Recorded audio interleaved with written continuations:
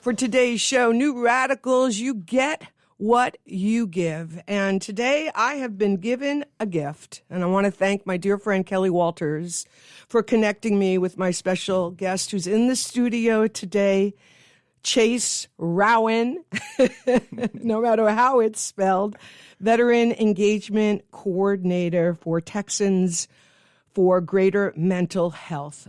Chase, welcome to the new Design for Living, where we are reimagining how we live, how we love, how we treat each other, and how we heal. It's great to have you here. I am so... First, it was beautiful to meet you last night. It was. It's such a gift to be here as well. I've been in your lovely state for the past, week now, and it's just... I think I put it somewhere. I said, this is beauty on another level, because that's what Alaska is. And it's a blessing and a privilege for me to be here with you and to sit across from you and talk about this. I think us aligning is for a reason. For sure. We've got a lot of the same way we see things. So I know. And I'm excited. I'm so grateful. And for us to just have this is a real gift for everybody who's listening. So we're going to touch on a couple of different things today. Obviously, you came into town to be a part of the Arctic Visions Conference, and you were doing a one-on-one with Michael DiMolina, who is a master and just an important person in our healing community here in Anchorage. And that was just exciting to see. And so let's just start with your story. Because as I was doing a little bit more of a research deep dive with you today, I did stumble upon a video in which you talked about your brain injury that has really led you on this incredible journey of healing that you've been on, though it was bad in the beginning. So tell us what happened. I know you were deployed between, you were in service between 2003 and 2006, and you were deployed to Iraq in 2005. Yes, ma'am. Okay, so start us from there. Okay, so I was a Army Ranger. I was in 3rd Ranger Battalion. That had been a dream of mine after seeing Black Hawk Down and after 9/11 happened. So I deployed to northern Iraq in 2005, the Mosul area, and that time was extremely busy. Mm-hmm. We saw a lot of combat. I enjoyed every minute of it. Yeah, that was an interesting comment that you made last night about enjoying it. Let me ask that question again so people can, understand where you're coming from. Why do you say that? Well, here's the thing. I think anybody that joins the military, especially during wartime, and I can only speak for like the Ranger Battalion and the soft special operations community, but every single one of us join and go through the hell we go through to earn that title, knowing that we want to get overseas and perform. Okay. We don't just want to go through all that and become an Army Ranger and then just sit stateside. Sure. Like you become that because you want to go do the work. Yeah, you want to go do the work. Okay. So every single one of us was eager to get into the mix, get into combat, and a lot of us were those kind of misfits, the guys that, kind of wild at heart. And so getting over there, and like I've always said, there's no higher level of competition than combat, and I'm a competitive guy. So getting that, so I loved it. The daily mystery of getting to go outside the walls and have your life on the line was awesome. And then to get to do it with your brothers and sisters next to you, brothers for me. But yeah, there was a really great... I carried the flag with me every day, honestly. Well, thank you for that. Yeah. Thank you very much for that. It's important that people understand that mentality, because unless you go through the training, you don't have the drive like you have, it's hard to understand why somebody would say that. So thank you. Yes, ma'am. Okay, so you come out of that, and let's continue the story. So I returned from Iraq. This is a big part of the story that I didn't tell you. I had to leave Mosul, Iraq, 4 days early because I had to get a root canal, and they couldn't do it overseas. So they were going to fly me back. So I had to go to Balad and sit in Balad for like 4 or 5 days and then take a medevac flight. They put me on a medevac flight. So I was on a C-17 with hanging stretchers, guys who'd lost limbs, moaning, and I'm sitting there in a seat like, I just got to go get a root canal. Wow. So it was really, I remember that very vividly. Then I get to Germany and I switch into my civilian clothes because I'm going to get on a civilian plane to then go back to the States. And they're really wrinkled, because they've been down in that deployment bag. And I get on the plane and I have the mindset of like, I've never felt better in my life. I'm never touching a substance. I'm never drinking again. I'm never doing any of this stuff again because this is what life's supposed to feel like. Get on that plane. I sit there and we get up to altitude and The flight attendants come around, and the flight attendant walks up to me, and she sets a drink down on the table, and she said, "This gentleman back here said thank you for your service." And so I pick up the glass, and I look back at him, and he just gave me a cheers, and I immediately drank it right back off. So I then get back to the States 2 months after returning. We do a nighttime airborne jump and training, and I was weighing probably 300-400 pounds with equipment, and my chute didn't fully deploy. I hit the runway going about 60 miles an hour. Suffered a severe gash in the back of my head, about an 8 or 9 inch gash. Had to get staples, had bleeding within the brain. I was unconscious. Spent the next 6 days in the hospital, couldn't even get to the bathroom on my own. Wow. So it was really bad. Then once I get out of the hospital, they immediately put me on Percocet. Because you had stitches, you had trouble walking, you had bleeding on the brain, you were in bad shape. Bad shape. And so for them, yes. And so I don't know if you want me to, yes. So that was the injury that kind of changed my whole entire life. Yes. That was when the whole med board, they gave me the option. They said, hey, you can either stay in battalion, but you're going to have a desk job. You're no longer airborne qualified because of my injury. Or you can get out honorably med board. And I was like, get me the hell out of here. Okay. So. And so you were prescribed opioids for the pain. So I was prescribed Percocet while in, which again, you think of a guy with a head injury. That's not something you need to be feeding him. Mm-hmm. But I immediately fell in love. I was like, this is better than drinking. I convinced myself this is healthier. I don't put on weight. And now I can go to the bar and have like a beer or two, but it's because I've taken my prescription, So it was just a really jacked up way of thinking. So yes, then I go through the med board process. And let me ask you one question. Was that pill helping you feel less pain? It was allowing me not to feel at all. Ah, okay. That's something people don't understand about these opiates and drugs. Like everybody's numbing something when they're using these substances. But this is a fact. And I've seen this and I've seen it in so many other addicts. You're not just numbing what you don't want to feel. You're numbing every damn emotion. You can't fully be yourself on especially opiates. Like they are numbing so much of you. So wow, talk about a side effect. Yeah, wow. They don't put that on there, do they? Yeah, no kidding. And they should, because that's a powerful statement. Yeah. You don't feel anything. No. I mean, that's what has to happen in order to not feel the specific pain. You don't feel anything at all. Nothing at all. Okay. So then I get back. I moved back to Texas. By the way, I'm from Fort Worth, Texas. So I moved back to Texas, and I get a great job working for a family friend as a land developer. I was building neighborhoods. But I immediately go to the VA hospital, and they put me on hydrocodone to start, and that wasn't good enough for me. So I went back 2-3 months later, and it ended up, after 4 months of going to the VA, they were mailing me 60 Adderall, 60 Oxycontin, and 45 Klonopin every month to my doorstep. Like it was the greatest drug dealer on the planet. Oh, my gosh. So I had the VA in my pocket, and anytime I wanted mailing it to you? Yes. It happens every day. Yes. So no prescription, no walking into... Oh, no. This was me being at the VA, going through the whole process. No, but I mean to say you're not walking into a Walgreens or a CVS or any of these places to pick up your prescription drugs. Wow. So you could imagine I was excited about the first of the month. And then whenever I needed it to... When those stopped working, which is the way it works for addicts, it stops meeting what you want it to do. So I'd go back and I'd just sit with the doctor. This is wild. I'd go to the VA hospital in Dallas, Texas. I knew exactly what I was doing. I'd go sit in with the doctor. I'd wait hours to get in. I'd walk in, and I knew exactly what to say. He wouldn't even look me in the eyes. He's facing his computer. And I'd say, these aren't working. I'm still struggling with sleeping. I'm still feeling a little bit of pain. Okay, well, what if we increase your dose? Yes, sir. I think we should try that. So boom, I got up to 60 milligram Oxycontin like that. And it was never, let's analyze you. Let me look in your eyes. Let me see how you're doing. There was no human connection, And so that was the VA process. That's a tough moment for me. And I'm sure for anybody that's listening. Like that's abuse. I mean, I don't know.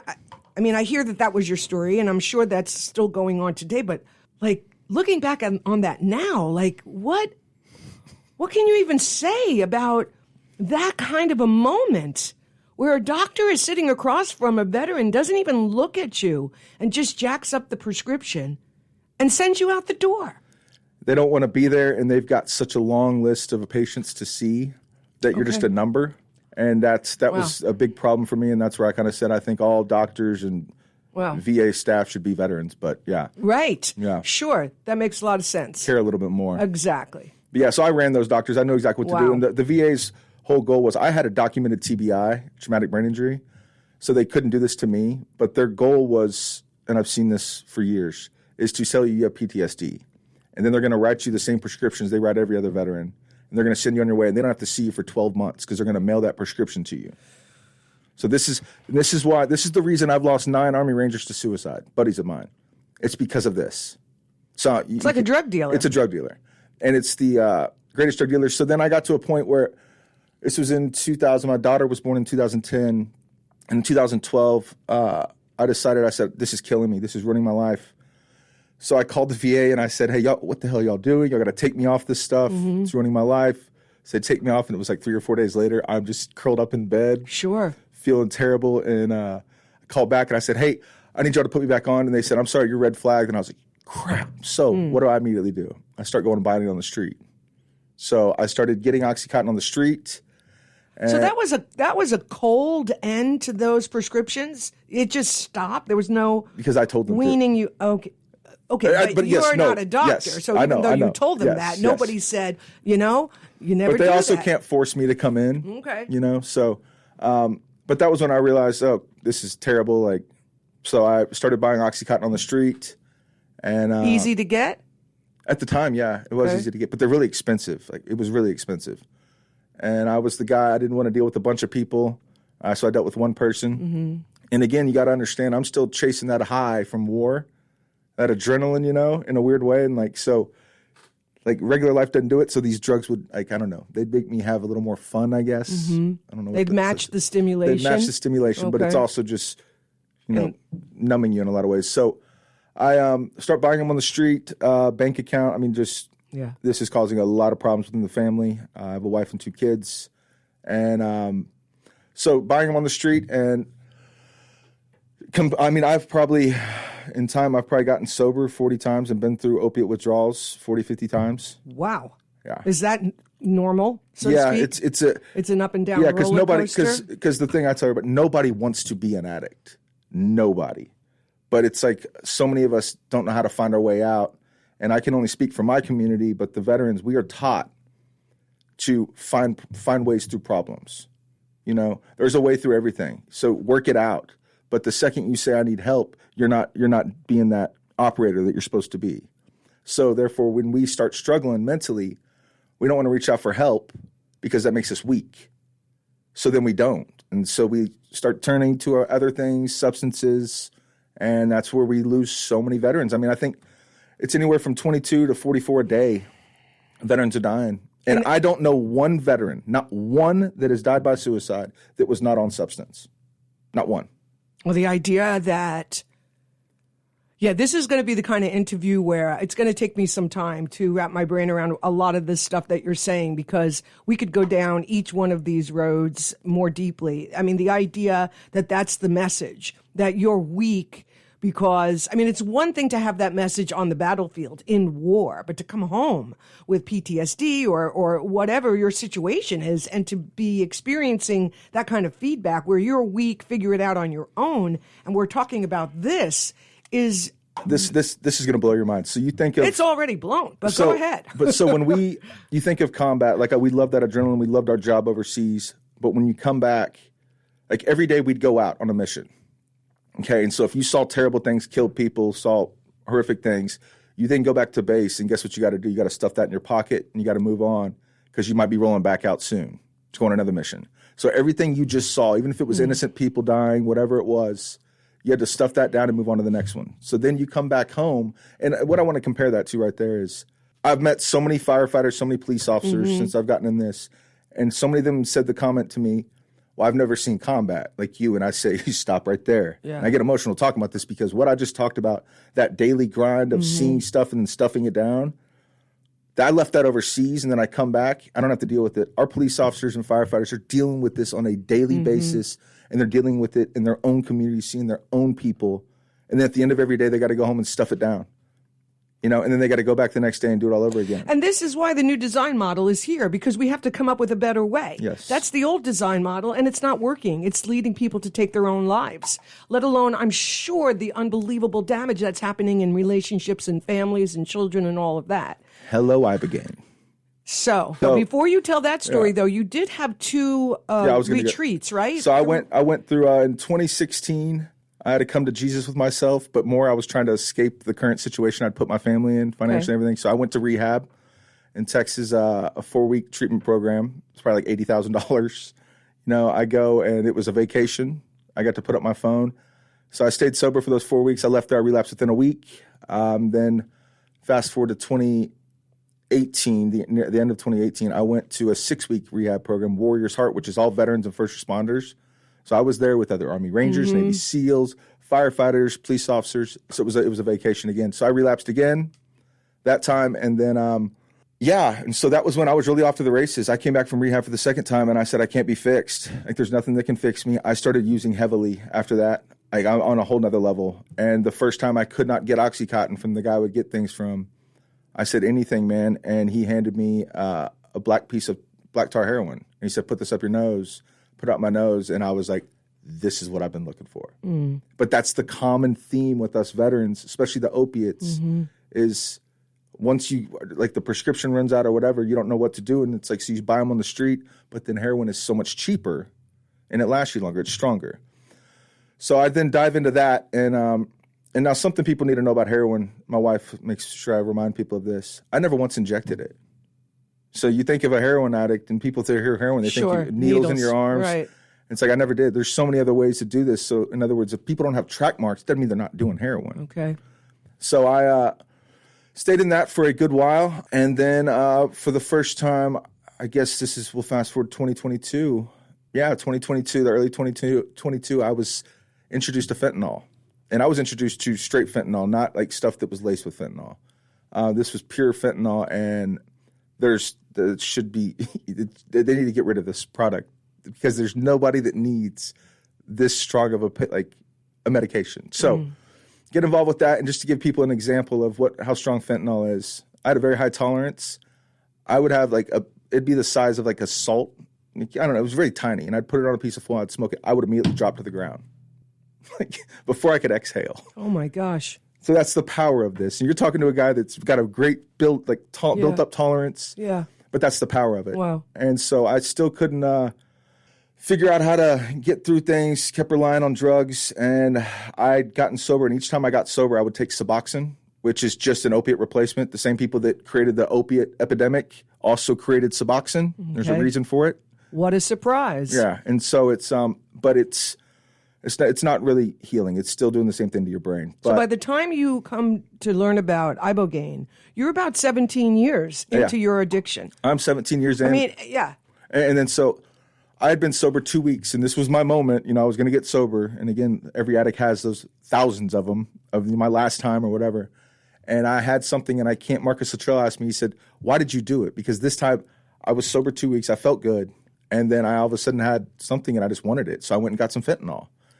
And I was driving down the highway in Arlington, Texas. I used about a third of what I would normally use because I was a very good drug addict. Let's say, I knew what I could take, what I couldn't take for the most part. Driving down the highway, and I snort a little bit, like a third. And the next thing I know, I'm in the back of an ambulance being Narcaned by firefighters. I had totaled my vehicle on the highway, didn't hurt anybody. The engine block was moved in towards me. I wasn't hurt. They had to break me out of the car. Narcan me. I get a DWI, I get taken to jail. And in jail, I'm sitting there like, this is my eureka moment. You didn't hurt anybody. Like, this can't go on. Okay, everything's good now, right? Well, that was all false. So within 3 weeks, I'm diving back in deep. And then 3 months from that first accident, I swallowed 2 Oxycontin, which this is where God dropped the hammer on me. Because I know what I can take most of the time, especially with Oxycontin. I swallowed 2 of them. I used to take 4 or 5, and I would snort them. I swallowed them. I fall asleep on a tollway in Fort Worth, Texas, and I slam into the big old streetlight with the big concrete base. Totaled my second vehicle. Again, all I have is a scratch on my left finger. Oh my gosh. So I somehow lived through this. I talked my way out of the police on that one. You got some serious guardian angels. Yes. And so at that moment, my wife and kids came and got me. And when we got back to the house, my wife said, we're leaving. Mm-hmm. Like, this is it. And it's like, I completely get it. So my wife and kids left. I was without a vehicle, so I lost my job. Mm-hmm. I had no money. My wife had all the money. So I was stuck at my house by myself without my family. They're seeing pictures and all this stuff. And, of course, all that was running my mind, like, everybody's better off without me. Daily. So my entire days consisted of sleeping as long as I could. And but then also when I'd get up, I had everything plotted out. how I was going to do it. Like the belt on the pull-up bar, that was one of the options. I mean, I had these options planned out, and I'd played them out so many times. And it was April 30th, so this goes on for a while, because my accident was February 26th. So just to give you an idea of when the timing. So my family leaves, and it was April 30th, 2023. I see something, and it was a Joe Rogan podcast with Dakota Meyer, Medal of Honor recipient, still alive. He's actually back in the Marines now. But I heard him talking about Ibogaine. And just so your listeners know, like, I heard this, and his explanation was kind of scary, the way he talked about how the medicine reacted with him. But I started crying, and I knew this was it. Oh, wow. This was going to heal me. This was going to help me. So I listened to it over and over, like probably 5 or 6 times, and then my whole psyche changed in that moment. Hope. There was hope that there's something out there that's different than medication or rehab, and this has found me for a reason. Yeah. I mean, honestly, it's a real reminder to me that when you're here for a reason, the universe goes out of its way to try to get you to see the purpose of your life. And the idea that you had those accidents, that you were an addict for 17 years, and you're still here, there's nothing short of a miracle. Let alone that now you're telling this story and you're involved at the level that you're at, which we're going to get into as well. I mean, I just want to acknowledge, like, you're here. And I want to acknowledge that you chose life. Thank you. Because by you choosing life, you're giving other people the chance to say that to themselves as well. Yes. And the idea that, though I know this is for anybody with trauma, that the idea that veterans are looking at this as an answer and a solution is very emotional. Let me just put it this way. Me and every other person who raised their right hand went and fought and bled for this country. We come back, we're not taken care of. And when I say we're not taken care of, we're just filled with pills and prescriptions, Band-Aids. The fact we're having to leave this country that we fought and bled for to go find healing, it's un-American. And it's not something that should be happening. And it's like, that's what this whole movement I'm a part of, we're changing that. And veterans are at the tip of the spear making all this happen. Right. So. And so when you hear about it, yes. What happens next? What happens next? So I hear next, my psyche changed. I get excited and I start diving into research. All I could do was focus. All I could think about was Ibogaine. I was just nonstop. When I went to bed, I was smiling. I was so excited. So I start researching it, and then I get a hold of the Mission Within. A friend connects me with them, and they are out of Tijuana, Mexico. They have a clinic there, an Ibogaine clinic. And I talk to them, do an intake call. The woman and I, her name's Jill Ivey. She's married to a 30-year Navy SEAL. She has 4 boys. 3 of them are Navy SEALs. Like, this is a tough woman. Yeah. And we go through this talk, and we're both crying at the end. And then she tells me, we don't have a spot till November or something. And I am deflated instantly. I was like, oh, no, I can't get by that long. Because I was white-knuckling it on sobriety. Right. I had no money. I couldn't do anything. So I was miserable. You were on the edge. On the edge. And so then I had a break, and they called me and said, we have an opening August 4th. Can you make it? And it was like 2 weeks away. And I was like, yes. And then So I ended up going to Mexico, Tijuana in 2000. It was August of 2023. I arrived there, and we go to San Diego. Then you get in a van with these other veterans. You drive across the border. You go to a nice, beautiful home, like a 4-story home that overlooks the ocean. And that's the clinic. And you meet the doctors. And the second you walk in the door, the first thing you do is drug test you. And the reason they're doing that is because Ibogaine is a very powerful medicine. So they drug test you. I'm trying to kind of speed through this. They drug test you, then go, and that night you kind of sit around in a circle. You talk about your intentions, and you take Ibogaine, which is through capsules. And it's all dosed based on your weight and based on certain things. Then you go up into a room, and you lay on an air mattress, and you have a doctor. You're hooked up to an EKG. There's nurses in there. Really controlled medical environment. Yeah. And you throw on that eye mask, and you're in, baby. You know, you're in for a 12-hour ride. And when I say a ride, you're on what I consider the greatest ride of life. And that is, there's a reason the Bawidi tribe in Africa calls this eating God. That's what they consider Ibogaine. Because you are about to go on a journey within yourself that no medicine, no human being could ever provide you. Let's talk about Ibogaine. What can you tell us? What is it? Ibogaine comes from the iboga shrub in Gabon, Africa. It's in Gabon, Cameroon, but Central Africa. So it's the root bark of a shrub. So you think of this shrub, and it's got these little beautiful fruits that go off the end of it. But the Bawidi tribe have been using this for centuries. They've been using this medicine and having ceremonies with it. And so it comes from that. And Ibogaine is an alkaloid of the Iboga plant. So there's many different alkaloids, but Ibogaine is, I think, one of the strongest ones. And I'm not a doctor or scientist, but so that's what the main thing you need to know. This comes from Earth. Mother Nature. This is a plant given to us, and it was put here for this reason. It was put there for us to heal the trauma and the pain we cause ourselves over time. Because you got to understand, there has never been something that has come out that is helping the brain, healing it. They're giving Band-Aids, they're giving SSRIs, they're putting all this stuff, but none of it's healing it. Ibogaine is the first and the only medicine on the planet that is showing to heal the brain and regenerate and thicken the white matter within the brain. Think about that.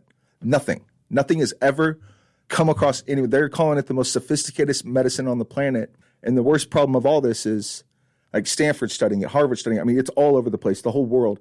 But we can't study it in the U.S. because it's a Schedule 1.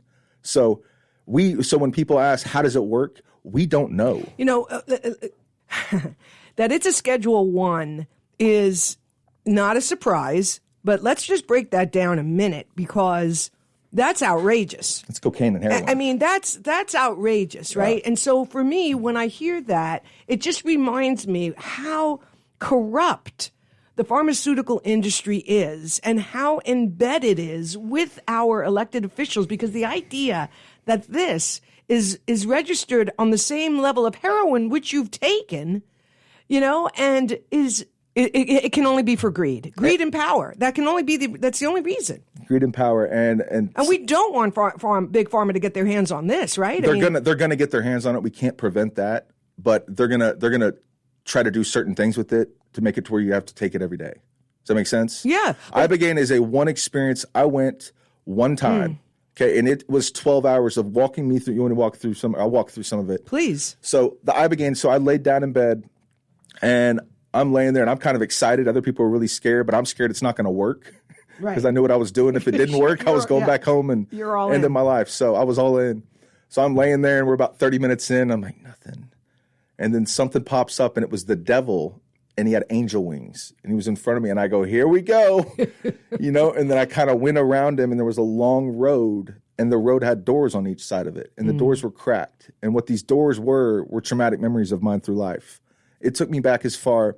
When I was 6 years old, I fell and hit the corner of a table, and I had to go get stitches. And my dad, who passed away when I was 12, took me to the hospital, and they put me in a straitjacket because I was going crazy. That was my first experience in Ibogaine. It was the first door I opened. I was up above watching this scene of my young 6-year-old self getting stitches, screaming and crying. And it was kind of, but I could remember my dad's voice. Like it was so real. And I got to experience that and see it. And I guess what it was showing me in that moment was how much my dad loved me, and it was like, so I came out of that, saw that. And then and again, once you're about 2 hours into this medicine, you drive it, which is not anything like not psilocybin. You don't really have a choice. It's taking you where it wants to take you. But Ibogaine, you had a choice. So I could choose where I was going to take it. Wow. I'd go into one memory. I wouldn't want that. I could back out of it. Wow. But that's powerful. It showed me, it walked me through. This is kind of a rough one, but my dad died when I was 12 in a motorcycle accident. He was my hero. And my mother was an alcoholic. They were divorced. And he died at 10:15 p.m., December 2nd, 1995. And she came and she woke me up. Again, I'm a little 7th grader, 12-year-old boy. My sister wasn't there at the time. She wakes me up by saying, Chase, your effing dad is dead. So through Ibogaine, I got to go into that door. And again, I'm above. I'm watching this whole scene. And this medicine is allowing me to re-feel exactly the way I felt in that moment.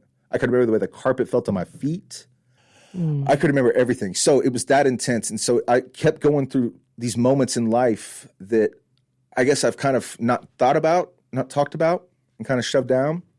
And it allowed me to face them, but it allowed me to see them in a different way, different light. And it allowed you to feel it. It allowed me to feel it. Because a lot of what's true about trauma is it's something, and this is what I learned from Michael over at Wisdom Traditions, trauma is really anything that is not fully emotionally felt and processed. Yes. So it doesn't go out, it goes in. Yeah. And that, to me, is a really powerful aspect of this this plant medicine, that it allows you to feel what you couldn't feel. It allows you to, this is why they call it eating God. There's nothing on the planet that is doing what this medicine is doing, because the way I talk about it is 5 years of therapy in one sitting. I could sit in any therapist, and this is not putting any therapist down or anything, but I could control the conversation every time I sat down with a therapist. I would tell them what I wanted to tell them. Ibogaine is the complete opposite. It doesn't give you a choice, and you're going to face everything you don't want to face, because it's not what you want, it's what you need, and it rips up all the things that for me, it was 30 years of shoving things down, not facing them, not feeling them. Ibogaine allowed me to feel them, but in a much, it was like I felt the full years of the pain, but I felt them in moments. Well, the other thing you said last night that really struck me was when you were talking about your wife and your kids. And tell us what you were feeling in those moments. So towards the end of my Ibogaine experience, this is the one that really changed my life completely. I spent 13 years. This was just when my kids were born. I have a 15-year-old daughter, Alyssa, and a 9-year-old son named Ranger. And I'd spent their entire lives being being an addict. You know, they still loved me. They still thought I was a rock star, but I was hiding things, lying, just being manipulative, all that stuff. So Ibogaine allowed me it was like a shuffling of the cards. So I got to see every moment of my kids chasing me down the street, begging me not to leave, my wife begging me to stop, all these things. But I got to see all these moments individually, and I got to feel them. But the wildest part about all of it is I wasn't feeling what I was feeling. This medicine allowed me to feel what my wife and kids were feeling each time I hurt them, and my addiction hurt. And what I said to you last night when you said that is that's what we hear happens at death, that you feel what other people felt, whether it was good or bad. And that was really like, I just thought, wow, this plant medicine is truly. It is. It's incredible. Miraculous. And it was at that moment where it was so overwhelming and overpowering for me to feel what they were feeling that I started bawling my eyes out. And I threw up in a bucket. I belched in a bucket, which they say that's you getting rid of it. You're releasing it. Yeah. And I believe that. I belched probably 4 times throughout it. But I came out the next day feeling on top of the earth, feeling like a weight was lifted. And I remember walking in the bathroom and looking at myself in the mirror and just smiling. And as Robert Gallery says, I'm going to steal it, but I said this to myself. I said, I'm back, bitch. And I looked and I saw the whites of my eyes. I looked alive. And I was like, let's roll, baby. Wow. Let's get on this. And in that moment, did you know you would never touch that substance again? Oh, yes. Because for the first time, all through my addiction, I could never put my mind in a place to understand the pain I was causing my wife and kids, because I was an addict. You know, it makes me think of that movie Powder. Yeah. When the guys are hunting deer, and Powder and the deer has been shot, and Powder takes the hunter's hand and puts it on the deer, and the guy feels what the deer has gone through because he shot him. You know, and of course the guy freaks out and you know runs away, kind of a thing. I'm talking with Chase Rowan today, veteran engagement coordinator, former Army Ranger, but he's working with Texans for greater mental health. We do have a phone number if you want to call. 907-222-1061 is the phone number here on KONR Radio. The other thing that's really quite miraculous is that it's a one-time. It's a one-time. Like for you, is that true for most people that you know of? It's true for most people, but like I said, I'm going back. I believe in doing this every few years. Because it's a maintenance. It's a maintenance thing. Okay. Because you imagine the stuff we put, and here's a great analogy of it. You think of our brain as a ski slope. And so you've got these grooves that we've made over time. We do the same things over and over again, these habits we build, and they're getting hardened as little ski tracks through our mind. Ibogaine is a fresh coat of snow. It is giving your brain a new, fresh start, and on a level that you haven't felt since you were completely sober. And like some people compare it to when you were born, because I believe that. Like I have never felt more re-energized. I tasted, I saw, I mean, it was just, the mind was awoken. And that's what it did for me. And I know we don't have too much time. So then I began, like other guys, most of the people, go ahead. No, well, I mean, do we know how it's able to do it? Like, do we know what's in this thing that is allowing it to regenerate brain matter? This is going to frustrate everybody because it frustrates me, and this is why I'm a part of this cause. We don't. And the reason we don't know is because we have not been allowed to study it. And you ask people, it's these things that Ibogaine is doing for people. And again, I'm the addict, I'm the veteran, whatever, but it's helping people with any sort of trauma, any sort of addiction. Right. We're seeing people depression. We're seeing rape victims. We're seeing people that were molested as children, who have not been able to face things. And it's that's why they say it's eating. I really do believe that, because you're going internal and you're figuring things out, and it's your best self, the best version, fighting and rewiring your brain and your body to become your best self. Yeah, I mean, there's something chemically, obviously, that's going on a cellular It's lighting level. your brain up. But exactly. Yeah. But the divine aspect of it is important. Very important. And whatever it is for anybody, as far as the word God or higher power or the love intelligence, as I like to call it, that has, birthed itself in all of this. The idea that this is in the root of a shrub in Africa, right? Like, this is so powerful. And whether they even figure out what is making this plant compound do what it does is irrelevant to a great degree into what it's doing. That's it right there. That's what we've said before. Yes. It would be great to know, but who cares? Like, it's from Mother Earth. It's working. Let's get as many people in front of it as possible. As Brian Hubbard says so eloquently, this is the Manhattan Project of our time. Right. Ibogaine. Yeah. There is nothing that has ever been medically discovered that has the potential to change society on a drastic level. Well, but here's the thing now. There are powers that be that don't want that. There are powers that be that don't want an awakened and healed society where people know their true divine nature and feel their own wholeness and have a healing that allows them to be their biggest and best self in this lifetime. So do you have a concern about how those efforts, those groups of people, might try to squash Ibogaine? Bring it on, baby, because I've said this for a while. There's nobody that can take down Big Pharma, the government, other than some veterans. And we're leading the charge on this. We're willing to die, bleed for this country, whatever it is. And it's like, so we have taken this cause and the momentum we have built in Texas. Let's talk about that. Yeah, we can't be stopped. And I challenge anybody, stop us. Like, I mean that. Like, there are thousands of veterans who have gone south of the border and have been saved by these medicines. Thousands, folks. Veterans Exploring Treatment Solutions, VETS. They are the organization run by Marcus and Amber Capone. Amber is a bulldog. She's awesome. She's the CEO. Marcus was a SEAL Team 6 operator, had his life saved by Ibogaine. They were leading the charge on this because Amber made sure that Marcus got to Mexico to use the medicine, saved his life. They then turned around and started helping their fellow SEALs. Sure. So we, to get into the movement of the Texas Ibogaine Initiative, I was contacted in December of 24 by a good friend of mine, a former Apache pilot, introduced me to a woman at CNN, former CNN, who had now committing her life to Ibogaine. Because you just had your experience in 2023, 2023. right? Okay, so just a couple of years ago. Just a couple of years ago. And so I talked to her, and then I ended up doing a small video with Marcus Luttrell and Governor Rick Perry.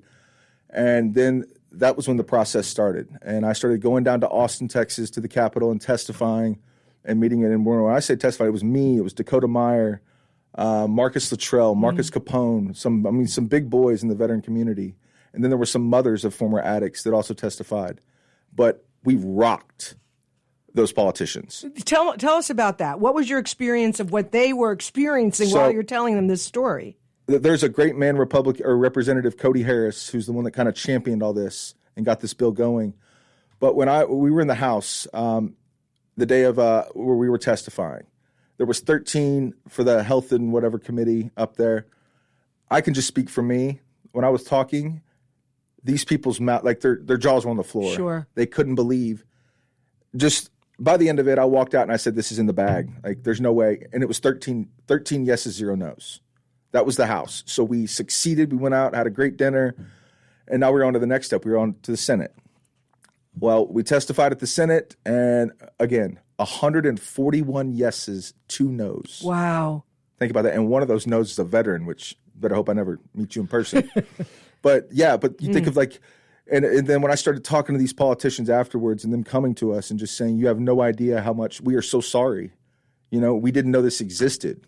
But to get the support and to see it and then to live in the most conservative state in the country. Yeah, it is. And then us be we not only passed this bill, but it's the largest psychedelic bill ever passed in history. This is SB 2308. 238 is a $50 million, it's the Texas Ibogaine bill. So it's $50 million that the government puts up for clinical trials and studying of Ibogaine. And then it's going to be matched by a private drug developer of $50 million. So it's really a $100 million package to go and study this God's medicine that is healing lives on a level. I mean, y'all, like, you think of all the veterans committing suicide, you think of just regular people committing suicide. There's not an answer out there. There's not an answer for inpatient treatments working for some people, but it's not solving the problem. It's touching the surface. This medicine is healing at cause. Right. It's going to the root. Right. And you're facing it. It's not a symptoms. Not it's symptoms. Cause. It's cause. And so now I'm a part of this, and I'm blessed to be a part of, or to know the great Brian Hubbard, who, if you don't know who Brian Hubbard is, look that man up, because he is the leader of this whole Ibogaine movement. He is the greatest speaker. He is my hero. He was actually here in Alaska this past week with me. Yeah, I mean, I had a chance to meet him for a few moments last night as well. It was quite an experience at Kelly's house, seeing all of you together, and just really being so moved, as those elected officials were. Like, important for us to acknowledge that, yeah, a conservative state like Texas, they said yes. There is so many, I say so many, I'm not going to say that, of those politicians in the Texas Capitol that have already gone. They've already gone to Tijuana to use, really? Just telling you, this is happening. Before your testimony or after it? After. Okay. Before. Because they want after, sorry. Right. But yeah, they're really? Yeah. And the greatest of all of them is former Texas Governor Rick Perry. Really? Who is just an incredible guy. The man is 75 years old right now. He is the one that was completely opposed to any psychedelics, drugs, was non-believer, no way about it. And then he met Marcus Luttrell, I guess around 2006, and his twin brother Morgan Luttrell, who's now a congressman. And that's when Governor Perry started to learn about it, and he actually got to go to Mexico and visit. And all the way back in 2006? 2006. So that's running parallel to your experience. Exactly. Yes. Same timing. Oh my gosh. Same timing. And Marcus Luttrell has always been like a big hero of mine, that I wanted to meet. So then for me to get to, him and his wife are incredible people. But so it saved Marcus's life. It saved his brother's marriage. And Governor Perry was like, I'm sold. He talked to many other veterans who had been down to Mexico. He's like, I've got to go see about this. So he started looking into it, and he started getting on board. And then he started to kind of support this more, and then started to do his own research. Sure. And fast forward, I think it was 2023, maybe. I don't know if this was the first time, but Governor Rick Perry went and sat with Ibogaine, went and experienced Ibogaine himself. And he was 73 years old at the time. He sat with Ibogaine, and just, I guess, 5 days ago, I was here in Anchorage. The New York Times article came out where Governor Perry is sharing his experience. Wow. And this will make waves on another level. The Joe Rogan podcast with Governor Perry and Brian Hubbard, it let the world know about this, and it started getting a lot of people interested in it. But like Brian Hubbard said on that podcast, if I'm going to advocate for Ibogaine, I need to take my own medicine. So Brian went and sat with Ibogaine, changed him and his wife's lives forever. His wife was on Celexa for 23 years, antidepressant. My gosh. She's not taken one. Do they use the word trip? What's the word that they use when you're okay, so when you're experiencing Ibogaine and you're using the word God. So you entered into the field of oneness? Oneness. And has that changed your relationship to war, which is built on duality? Oh, you have no idea. And I'm not alone with this. I see, we don't want war. I don't want war. I want peace. I know what war is, and I know how violent it is. And these medicines have kind of allowed me to be grounded and come back to and understand, like, we are all people, and like love is the answer. Like, love is the answer, and I know that's hard. And when you've got Navy SEALs, Delta Force guys, Army Rangers, and all of us, we're all speaking the same notes now, and we're saying the same thing. There's a reason for it. That is that's emotional, because I have another podcast, the Camille Conte Show, which is more music centered, And my theme on Friday was Love is the Answer. And, of course, there's all this great music to play, Lenny Kravitz, Let Love Rule, and, all these great songs. But to hear you say that, because what I've been trying to explain to people is that this is a fierce love. This is not a weak love. This is a fierce, powerful, all-inclusive, changes your life forever kind of love. And for you to have had this transformational experience where you went from a man who was all in combat for all the legitimate reasons that you shared, and then sit with this plant medicine and be taken on a journey of the interconnectivity of all life and come out of it saying love is the answer, we don't want war, is exactly the kind of consciousness shift that we need from as many people in one day as possible. And it's very hopeful to realize that, we're at a tipping point. It can happen because these are tough days for people. And I know you said that you believe that everybody has some level of trauma, and I would agree with that. It's my hope that this plant medicine doesn't get taken up and become delayed by the people, or that, anything happens to this facility in Tijuana, because now that the word is out, they're in Tijuana, Costa Rica, Peru. Okay. Yeah, there's a lot of places. Europe, there's places where it's now legal. Canada, it is legal. Wow. So we are behind the curve on this one. What was your experience at the conference and people learning about Ibogaine, the Arctic Visions conference this weekend? It was remarkable. After I talked, I got to sit down with Dr. Michael De Molina, and it was a 45-minute talk, and I can see the crowd, I can feel the energy, and I know I was moving some emotions in there. For sure. And that's what I want, because I want people to know this is real.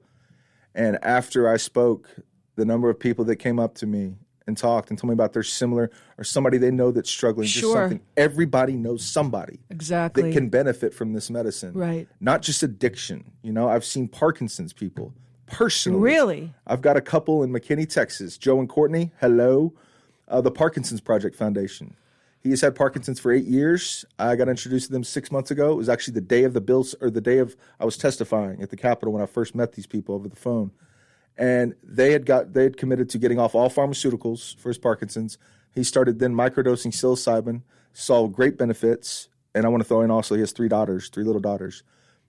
Started seeing benefits without the pharmaceuticals. I actually got them to Ambio Clinic in Tijuana, I guess a month and a half ago, for him to use Ibogaine. Let's just say this, 3 weeks after his Ibogaine experience, they sent me a video of Joe and Courtney and their 3 daughters in Nevada, and they were out hiking, and he is racing his daughters up a trail. Gosh. And now, again, this is not something, did it heal your Parkinson's? No, because healing is a process. Healing's not a one-time thing, but he is feeling better than he ever has. Marcus Luttrell's cousin has MS, and she's at the worst of MS. And she said, if Ibogaine can help me 10%, I'm all for it. Before she went, she had lost her ability to speak. She went and sat with Ibogaine, and she can talk. Think about that. It's a neurological wake up. It's a neurological. It's allowing you the front of your brain and the back of your brain to communicate on a way that. So yes, I get fired up about this. Oh, yeah. Well, listen, I'm so grateful. I really am, and again, thanks to Kelly Walters, who's just a man who connects the dots and helps. And a great host. He's a wonderful person that is passionate about these kinds of things himself. And if it wasn't for Kelly introducing me to you last night, this would never be. And I'm just so grateful. And I'm grateful that we have now what will be a podcast version of this interview, and I'll get that to you as soon as possible. You leave tonight to go home? I leave tonight to go home. I'm speaking later today for trying to help out here in the Alaska movement. Thank you. Yeah, then back to Texas. Okay. Well, you know what they say between Texas and Alaska. I think we could call a truce on that. Let's just say we're both great states. Yes. That is for sure. Well, Chase, thank you for being. Yes, one more thing. Sure.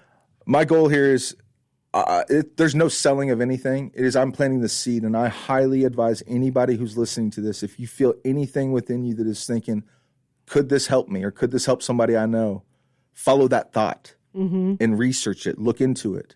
Because the number of lives I've seen transformed personally by this, including my own, is on a whole nother level. So what's the idea? What's the vision then? Like, paint the picture of this plant medicine being available in our everyday experience. What are we trying to get to? My goal is I look at, like, you think of a rehab center right now. Okay. I want to have Ibogaine centers. Okay. I want people to be able to go step away from the crazy busy day of life, and go and have a preparation of a week, and then sit with the medicine over a few days, but then have 3 weeks after that to sit there and process and plan out everything you just went through, and then plan out of how you're going to go back into your environment back home. Yeah, because that's what's missing from every military person that comes home, right? The reintegration is where we lose them. And, even people who come out of jail, they go back in because there's no process to help people go from where they've been and who they've known themselves to be into something, different and better. And everybody hears this and thinks, okay, this sounds too good to be true. I get it. I do. I promise. This is not a silver bullet, though. That's what people need to understand. This doesn't change. It takes the person. Like, someone gave me the advice, 10% medicine, 90% you. The medicine will do what it does, and it gives you a window of opportunity to make a shift like you've never had in your life. And that's still your choice to do. That's your choice. Yeah. But I advise everybody to look at it and let's go Alaska. Let's go America. I'm serious. Let's get I'm with you. I'm with you. Let's get these medicines available to everybody. Absolutely. Absolutely. This has just been so fantastic. I'm so inspired today. Chase Rowan has been my guest, former Army Ranger, but his life work right now is Veteran Engagement Coordinator for Texans for greater mental health. And I'm also, a new role is I'm an ambassador for Americans for Ibogaine. And that is something that was championed by Governor Rick Perry and Brian Hubbard. And it is, if any information you're looking for on Ibogaine, Americans for Ibogaine. Okay, we're all in. Thank you so much. Have a good rest of your day and a safe trip home. Thank you.